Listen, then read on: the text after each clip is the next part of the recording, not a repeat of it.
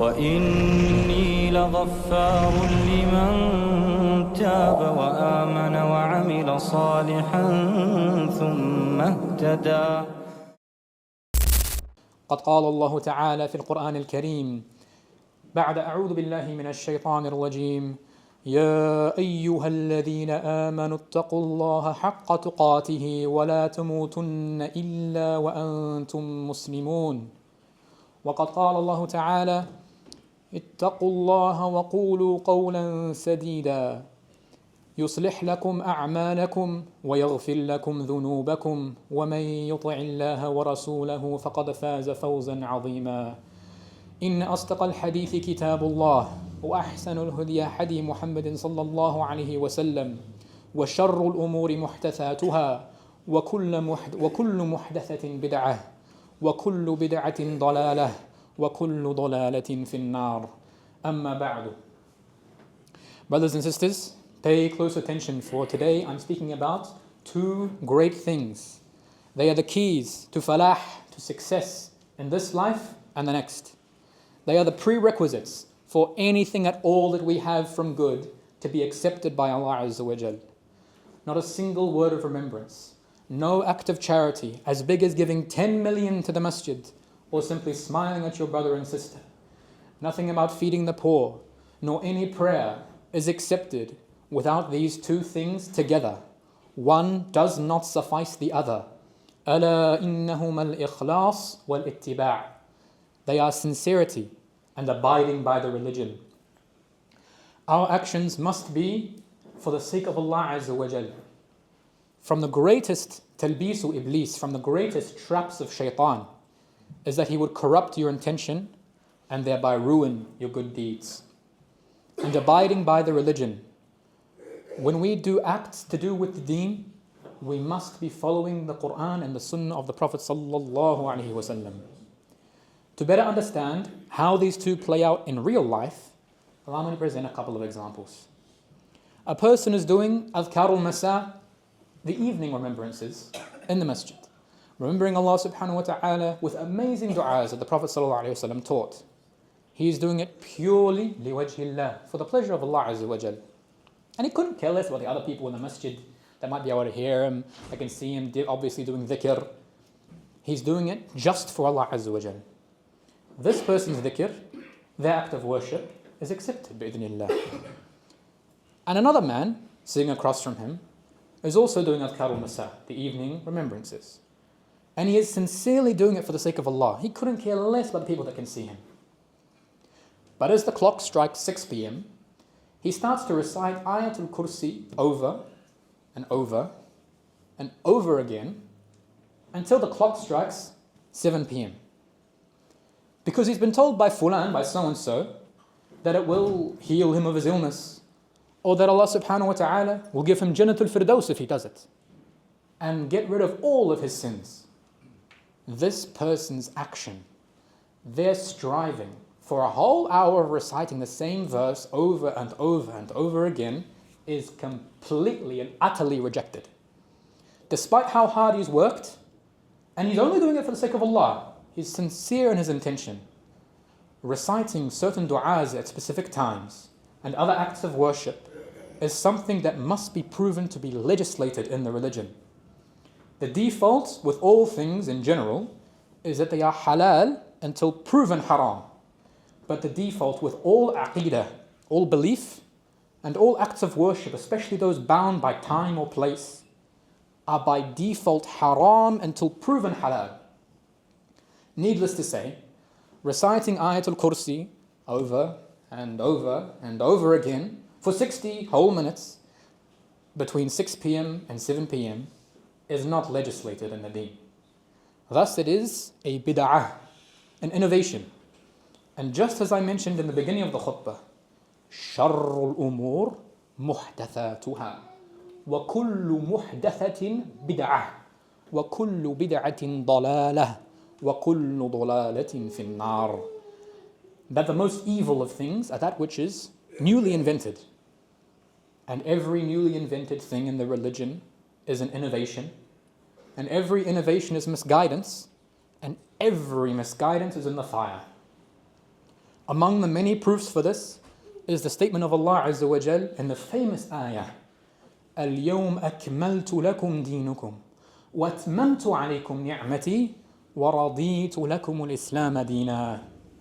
Today I have completed your religion for you and perfected my favor upon you and chosen for you all Islam as your religion. After the revelation of this verse on the day of Arafah, at Arafah, in the farewell Hajj, no more new rulings on halal or haram were revealed because the religion is complete. So how could someone invent something new in it and think that this is good? By doing such a thing, they have challenged the completeness of the religion that Allah Himself has attested to, or accused the Prophet ﷺ of not conveying the message. And the final example, وَنَعُوذُ بِاللَّهِ, we seek refuge in Allah from the last example. A third man is sitting in the masjid doing adhkar al-masa, he's doing his evening remembrances, reciting all of the legislated du'as and following the sunnah of the Prophet ﷺ to a T. But he knows other people are listening to him and watching him and can see him. And he raises his voice slightly. Maybe he even makes his voice break a bit to give the impression of how sincere and emotional he is in his supplication. And so all the other people see him and think, wow, look at this righteous man, look at this salih, rajulun salih, what a righteous man. لَعَلُّهُ وَلِيُّ اللَّهِ, perhaps he's a wali of Allah. This person, in reality, is in such dangerous territory, it's difficult to overstate. They are committing minor shirk by showing off. Not only are his du'as and good deeds for saying them completely nullified, but he is piling upon himself dhunub ala dhunub, sins upon sins, for every fake emotion he expresses, for every person who hears him, for the slightest raise in his voice that he's doing with a fasid niyyah, with a corrupted intention. For him, it is nothing but an increase in shar, in evil, in this life and the next, because his intention has been completely ruined. And we must always renew our intentions over and over again. It's something that some of the Salaf rahimahullah mentioned, that's one of the things they'd struggle with a lot, was always renewing their intention, because it can change without you even realizing it. فَنَسَّلَ اللَّهَ الْعَافِيَةَ, we ask Allah for security. فَإِيَّاكُمْ وَالْبِدْعَةِ فَإِيَّاكُمْ وَالرِّيَاءِ. So beware of bid'ah, of innovation, and beware of showing off, because they ruin a person's deeds and bring nothing but misery and failure in this life and in much worse form of it in the next. It is showing off that leads to the horrifying sight described to us on the Day of Judgment.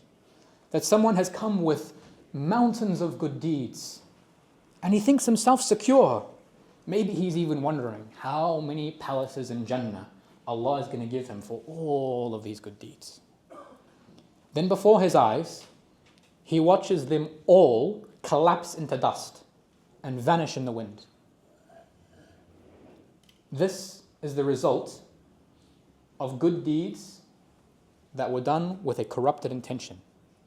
Because the angels are writing down what you do and they don't know your intention. And it is one of the most horrifying parts of the Day of Judgment, is the people that will seem safe, that will think they're safe, and then after a while, the reality is exposed. And remember that the time between the two khutbahs, when the khatib sits down, it's a special time for dua mustajab, for answered dua. So don't miss the opportunity. أقول قولي هذا وأستغفر الله لي ولكم. بسم الله الرحمن الرحيم وبه نستعين والصلاة والسلام على الأشرف الأنبياء والمرسلين سيدنا محمد وعلى آله وصحبه أجمعين. أما بعد. Never allow the shaitan to trick you into stopping a good deed. Because what I've mentioned in the last khutbah may come about in the wrong fashion, where someone is doing a good deed and they get this whisper. I say this whisper. You're showing off, eh? Nah, but just better not. Don't do it. Don't risk it. You know, if you do this good deed and you're showing off, then it's actually going to be worse for you than if you just don't do it at all. This is nothing but wiswasu shaitan. Kamil. Nothing but the complete whispers of the devil. Completely batil, completely false. For an example, when you come and you're praying Tahiyatul Masjid, and you've got heaps of other people around, and you know they can see you, and you slow down your sujood, and you slow down your ruku', and you seem a bit more, sincere than maybe you would be if you were alone in your room. And the shaitan comes and you're like, Riyah, this guy's showing off. Don't even do it. Just speed it up. Maybe even make yourself look bad so that you can try to get this deed accepted. No. This is nothing but wiswas. You say, A'udhu billahi minash shaitanir rajim. And beautify your salah even more. And enrage the shaitan even more. Ya ma'ashar al-muslimin, iyyakum wal-fitan. O gathering of Muslims, beware of fitna, of trials and tribulations. Inna Allah al-ahad al-qahhar qad qal. Allah al-ahad al-qahhar has said, وَاتَّقُوا فِتْنَةً لَا تُصِيبَنَّ الَّذِينَ ظَلَمُوا مِنْكُمْ خَاصَّةً وَاعْلَمُوا أَنَّ اللَّهَ شَدِيدُ الْعِقَابِ. And beware a trial, a fitna, that will not afflict those who oppress from among you, just them. The consequences of this trial won't just afflict the evil people or those who are terrible and fusaq and evil people, no. It will get everyone. وَاعْلَمُوا أَنَّ اللَّهَ شَدِيدُ الْعِقَابِ. And know that Allah is severe in punishment. The fitan, the trials and tribulations that we see today, they just seem to get worse and worse and worse and worse and worse. And you think it can't get any worse? And then, Allah musta'an. But among the greatest solutions and defenses against fitan and for islah, for rectification on the earth, is da'wah. Calling to the truth, وَلِلدِّينِ الْحَقِّ, and to the religion of truth. Even if we ourselves are too busy, and are we really too busy, modern means have made da'wah so easy that it could be a donation given to the da'wah office here. That means someone accepts, just one person accepts Islam. You now have on your scale the entirety of every single act of worship, every single astaghfirullah, every single piece of dhikr, every single salah, every hajj, every umrah, every Ramadan, every qiyamul layl on your scale. You didn't have to leave your house. So it is fursa azima, it's a big opportunity. So don't miss out on it. And be generous in giving. And don't hold back. For nobody has ever lost anything in their wealth by giving it in charity. اللهم إنا نسألك العفو والعافية في الدنيا والآخرة. اللهم إنا نسألك العفو والعافية في ديننا ودنيانا وأهلنا وأموالنا. اللهم استر عوراتنا وآمن روعاتنا. اللهم احفظنا من بين أيدينا ومن خلفنا وعن يميننا وعن شمالنا ومن فوقنا ونعوذ بعظمتك أن نغتال من تحتنا. اللهم احفظنا من الفتن. اللهم احفظنا من الرياء. اللهم احفظنا من الرياء. اللهم احفظنا من البدعة في كل صور, in every form. اللهم اصلح أمة نبيك محمد صلى الله عليه وسلم. اللهم انصر عبادك المظلوم في السودان وفي الصين وفي فلسطين. اللهم لا كاشف. Oh Allah, there is no one, there is nothing that can bring about Islah illa ant, except you. وَنَحْنُ مُوَحِّدُونَ, and we are the people that do tawheed. We are the monotheists, so accept our dua. اللهم انصر إخواننا في فلسطين. اللهم افتح علينا مسجد الأقصى في أيامنا هذا. اللهم صل وسلم وبارك على سيدنا ونبينا ورسلنا محمد وعلى آله وصحبه والتابعين لهم بإحسان إلى يوم الدين.